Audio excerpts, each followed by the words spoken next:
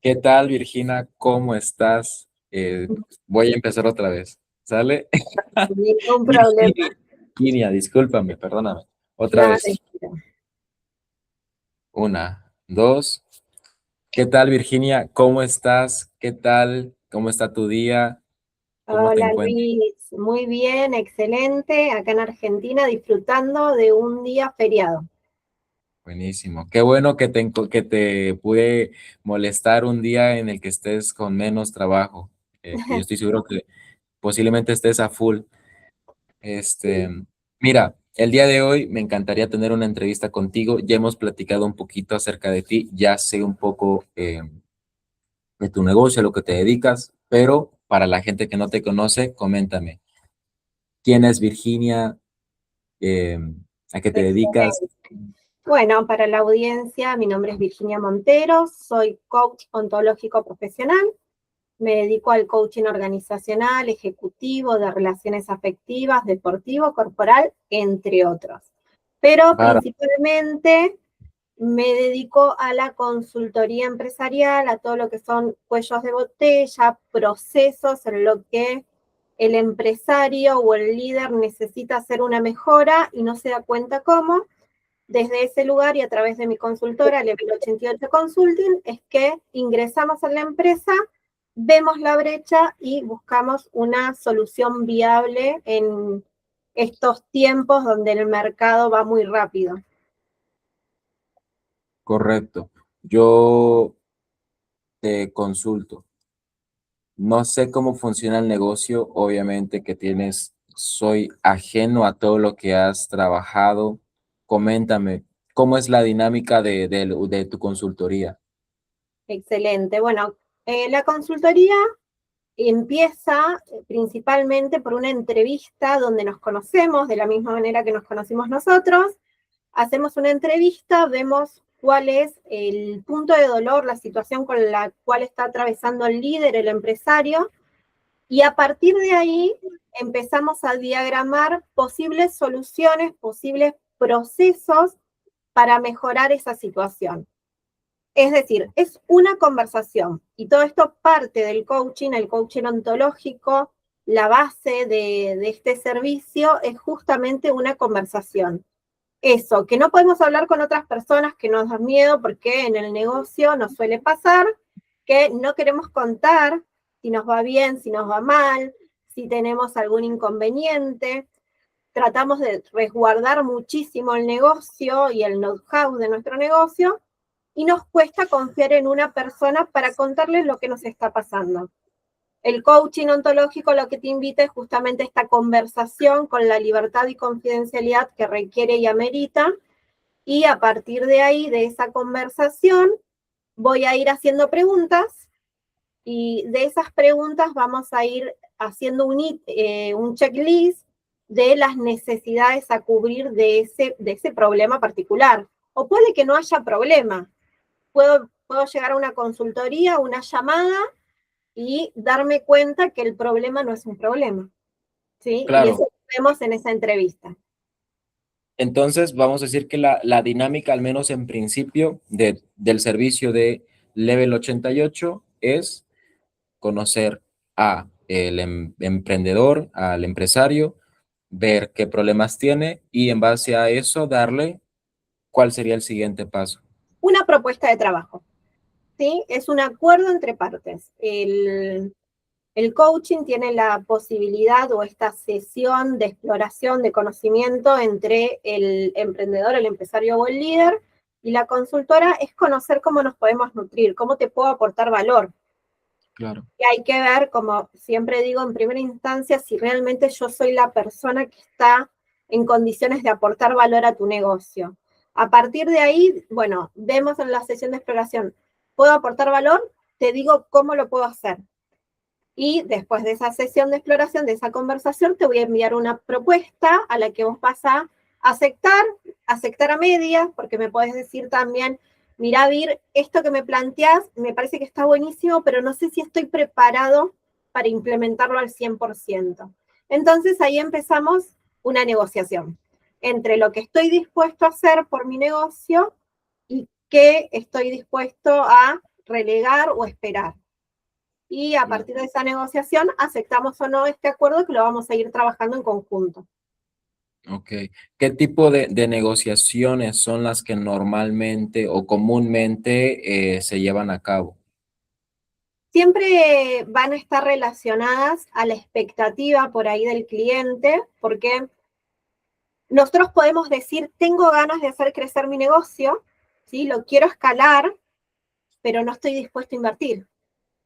Claro, O lo quiero escalar, pero no quiero tocar el equipo. ¿Sí? Puede suceder que vos tengas algún problema en el equipo, que tengas personas que no estén calificadas, no tengan los talentos necesarios para cubrir esa área, y nos encontremos frente a la posibilidad de hacer un cambio de ese equipo, de ir moviendo de lugares, y no estés hoy dispuesto a hacerlo porque es un familiar, porque es un amigo, o porque simplemente es una persona que lleva muchos años en la empresa. Me ha pasado en empresas familiares, suele pasar más.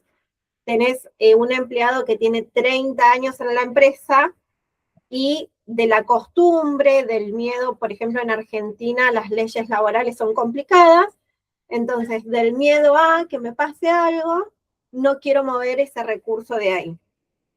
Esa es la negociación que uno empieza a hacer y tiene que ver con lo que estoy dispuesto y con la responsabilidad que asumo frente a la situación que estoy viendo, al problema que estoy viendo dentro de mi negocio.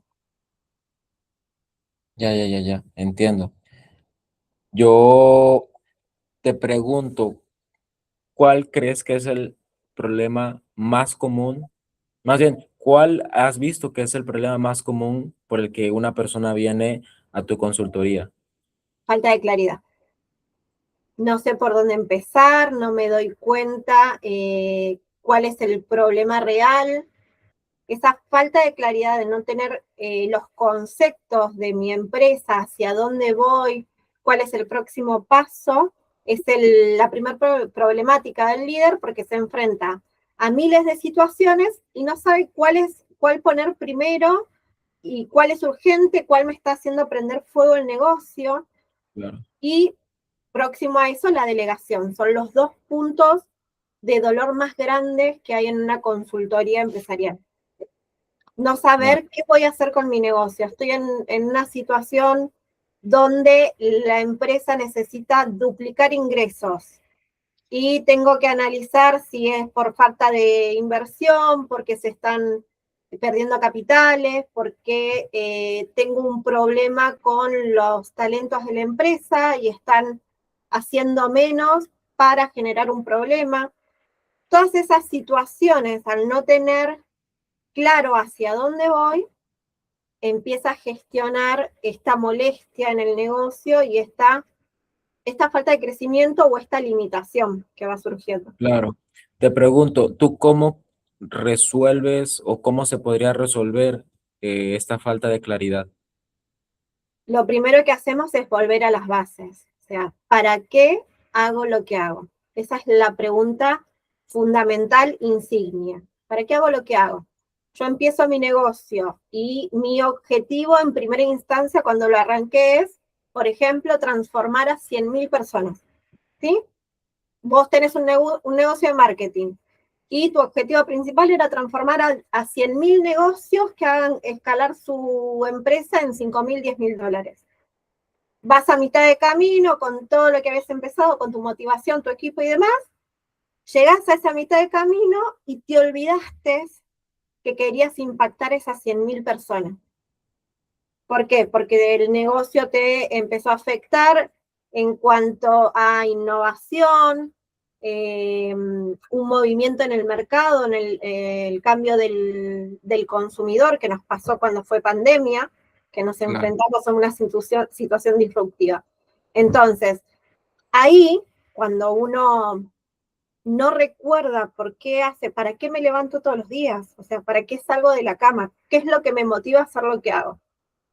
Esa es la primera pregunta base para darnos cuenta qué fue lo que nos limitó, qué fue lo que nos hizo perder el foco.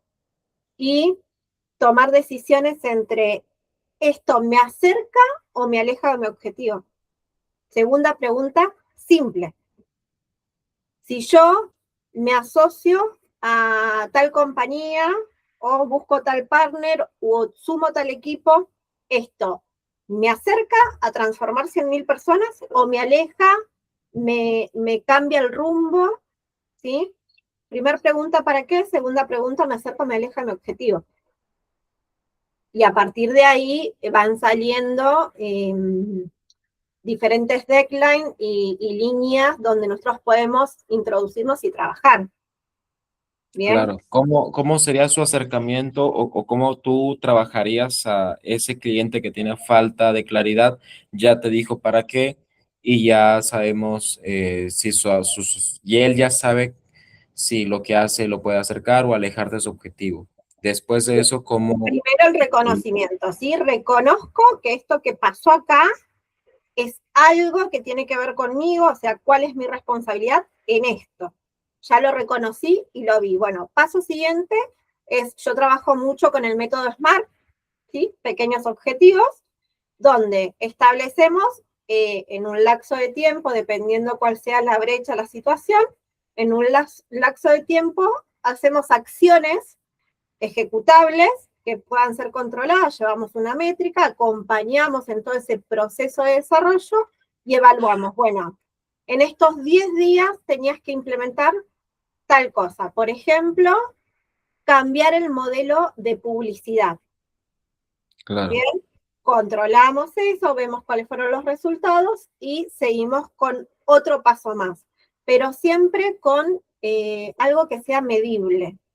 ¿Sí? Que podamos plantear un objetivo realista, por eso hablamos de método SMART, un punto que sea realista y a partir de ahí ver cuál fue el resultado que nos arrojó.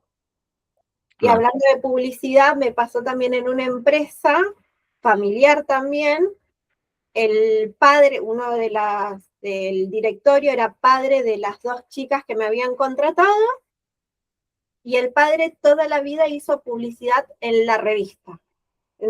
Revistas de papel porque vendían productos de peluquerías. Entonces, por ejemplo, en Argentina, vos ibas a una peluquería, te arreglaban el pelo y mirabas revistas, mientras te arreglaban el pelo. Él durante 50 años hizo publicidad en revistas. Había que cambiar el modelo, pasar a lo digital, porque era mucho más barato la publicidad digital que la revista. Había que primero convencer al padre de que esa inversión era una fuga de capitales muy grande y poder implementar lo nuevo. Bueno, hubo que negociar ahí también, el padre no quería sacar la publicidad de la revista, que era lo que le había funcionado toda la vida, y entre las chicas que ese dinero lo estaban necesitando para aumentar logística.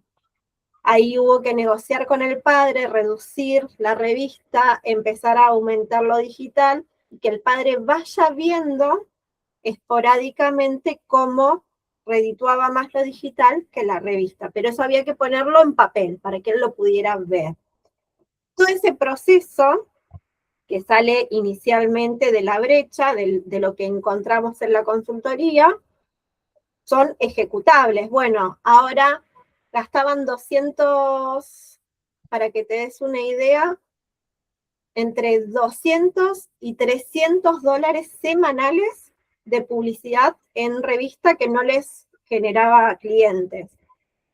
Y lo que hicimos fue, bueno, cedenos 100 dólares de eso que usabas en revista, lo vamos a poner en digital.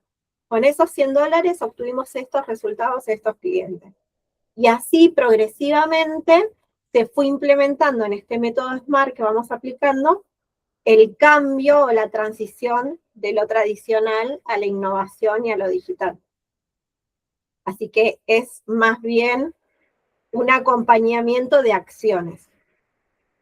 Ok. Digamos, a lo que yo entiendo, tu acompañamiento se alinea mucho, como tú me dices, a esta forma de trabajo SMART. No sé si tienes otras formas de trabajo o todos giran en torno a esa forma de trabajo.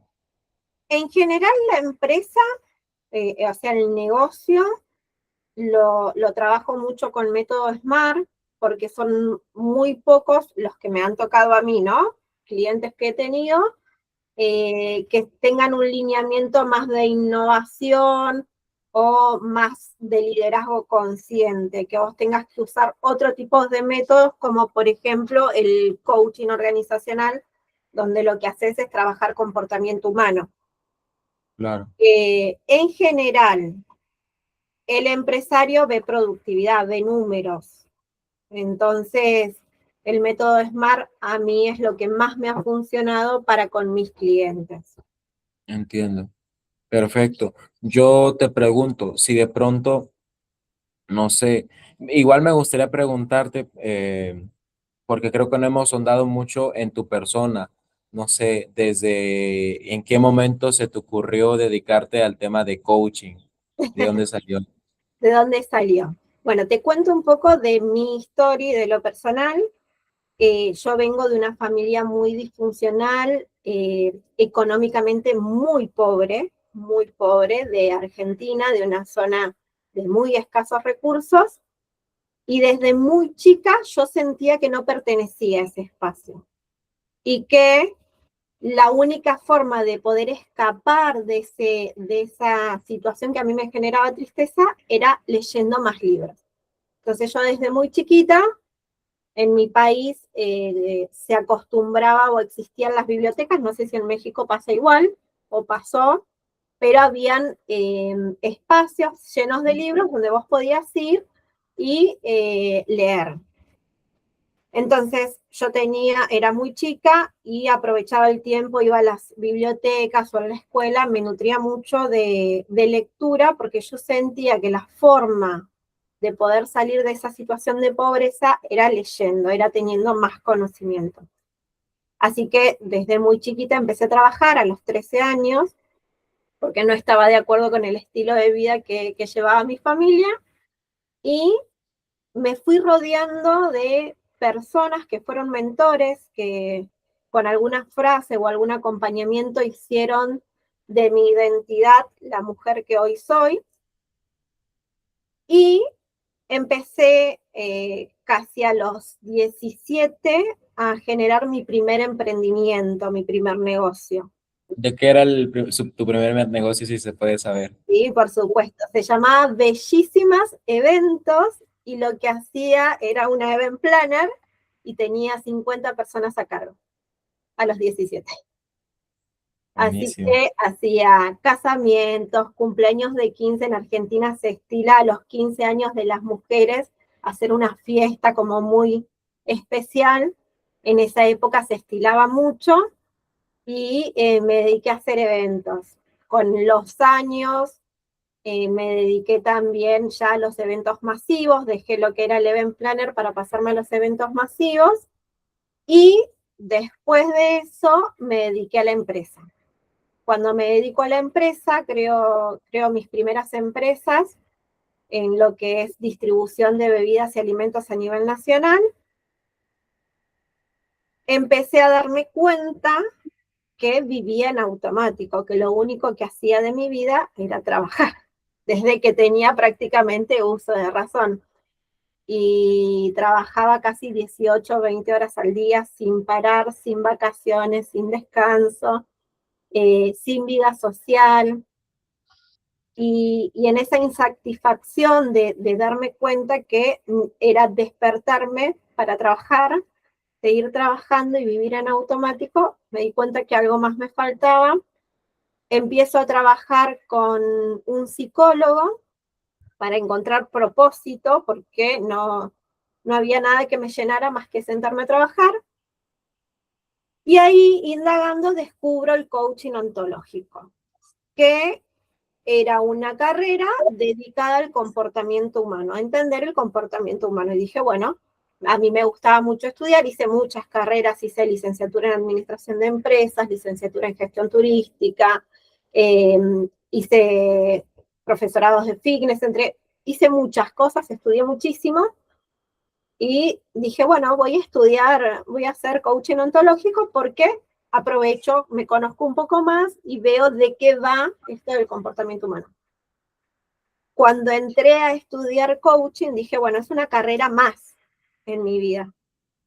pero el coaching para mí fue un camino de ida y fue lo que me salvó la vida, literalmente, porque fue un nuevo despertar, descubrirme, el desarrollo personal, el entenderme, el ver amor propio, autoestima en mí, ¿no? Que lo que me pasaba era la autodestrucción, trabajar sin propósito, o sea, trabajar por trabajar. Y el coaching fue muy exponencial en mi vida porque siempre digo, me salvó la vida. Así que de ahí viene un poco el haber elegido hacer coaching. Buenísimo, buenísimo. Me empatizo mucho con tu situación. Eh, yo sé que es tu podcast, pero voy a agarrar un minutito para hablar de mí. Empatizo mucho con tu situación porque yo también vengo de uno de los estados más pobres de México, una de las ciudades menos desarrolladas de México. Yo nací en la capital, pero por tema, no sé, de mi mamá, que conoció a un señor, no sé, que le pareció atractivo, se fue a otra ciudad que era más pobre, Ok, una ciudad más pobre. Entonces crecí en un pueblo, yo crecí en un pueblo. Para decírtela súper fácil, yo me emocioné la primera vez que pusieron un Oxxo, un sí, sí, cine. Entonces yo dije, no manches, ya somos primer potencia mundial, decía yo. Y yo tengo recuerdos de cuando yo era niño que visitábamos a parte de mi familia, de mi mamá, que vivían en una ciudad todavía más pobre. claro. Entonces, en esa ciudad yo ya veía que era todo de terracería, ya no era ciudad. O sea, si yo vivía en un pueblo, allá era un pueblo que era casi todo rancho, no, ni siquiera había muchas carreteras, con decirte. Entonces, yo empatizo con con tu contexto, porque yo también pensaba en un principio, oye, la neta no me gusta estar acá. Yo, afortunadamente, tuve una buena madre que nunca quiso que yo me acercara a familiares, vamos a decir, problemáticos.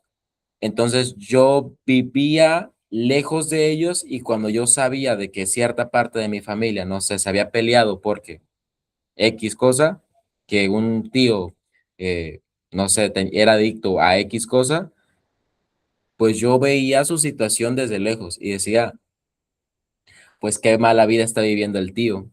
pero qué bueno que no estoy ni siquiera en ese pueblo vecino.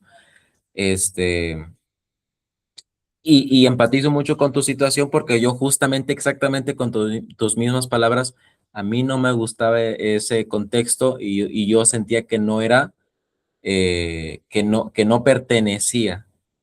Y justamente yo soy creo que la única persona de toda mi familia que se dedica a algo digital, que pues me ha permitido, como tú dices, tener clientes de todas. Importante, yo creo, y para la audiencia en general, el darse cuenta a dónde pertenecemos, o sea, el lugar donde nacimos no necesariamente es el lugar en el cual pertenecemos a estar. Y va a depender de esa incomodidad de vivir y de darnos cuenta que esa incomodidad es la que nos impulsa a nuestro siguiente nivel, a nuestro nuevo nivel de conciencia. Es darnos cuenta que tenemos que estar todo el tiempo incómodos Sí. para poder ir un nivel más e encontrar ese lugar de nuestra felicidad, el lugar que nos hace bien.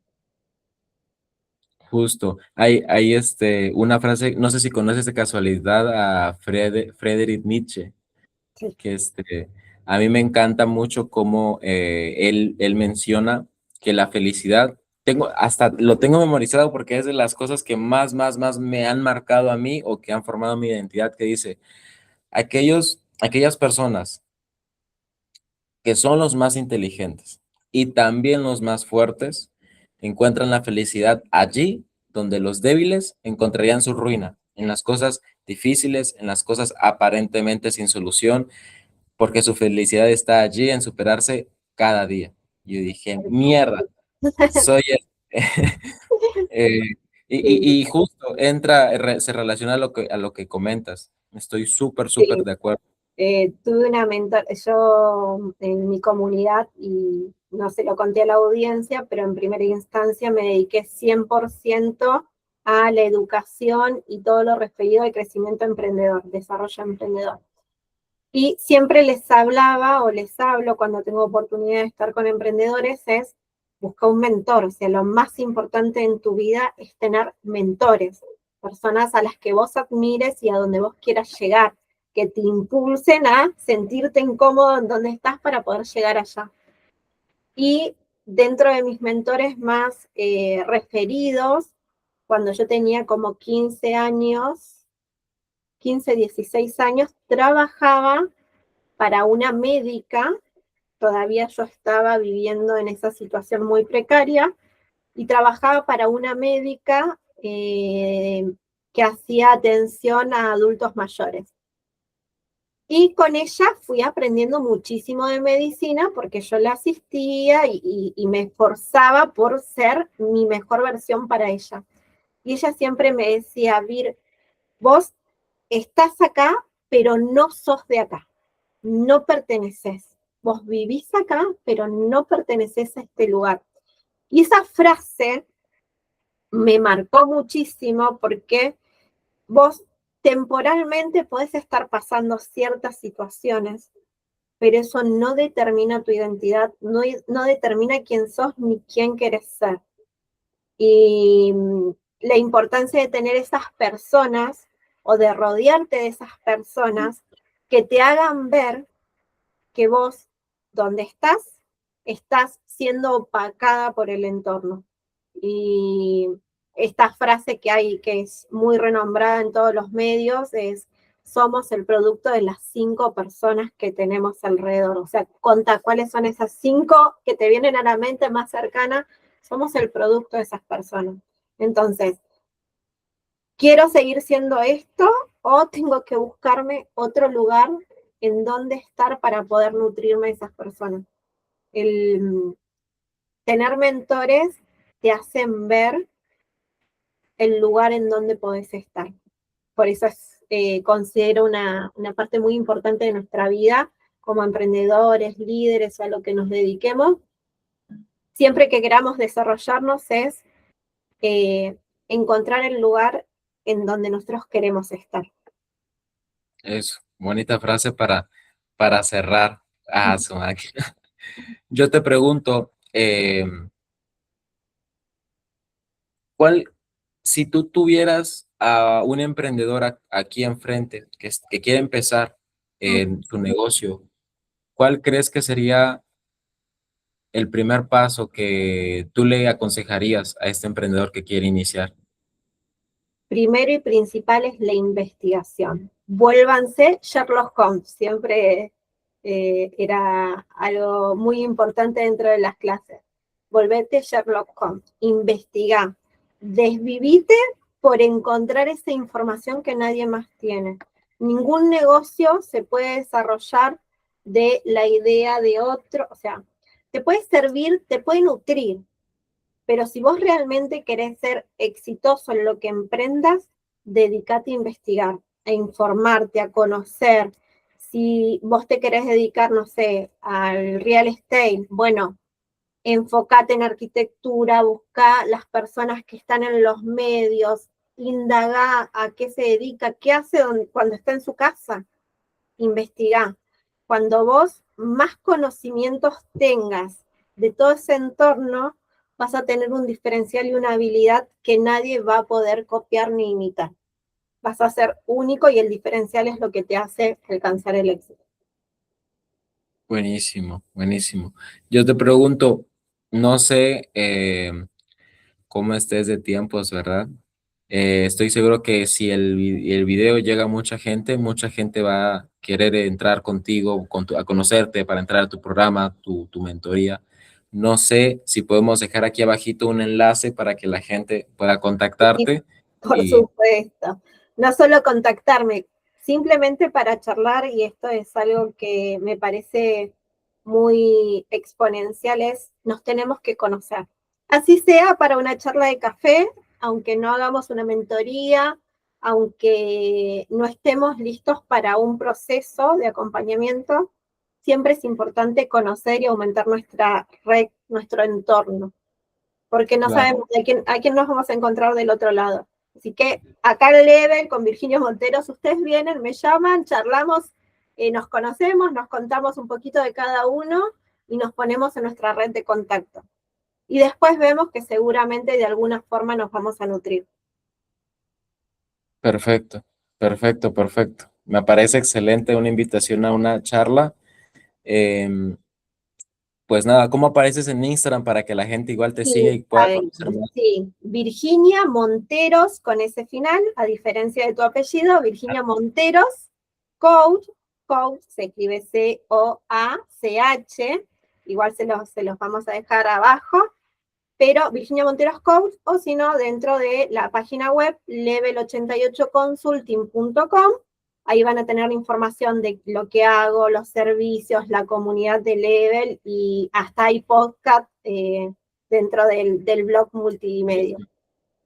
Buenísimo, buenísimo. Pues para otro episodio estaría bueno un poquito, no sé, otro episodio cortito, quizá media hora, 40 minutitos, para darle más seguimiento y no sé, platicar qué novedades han habido en tu vida también, ¿no?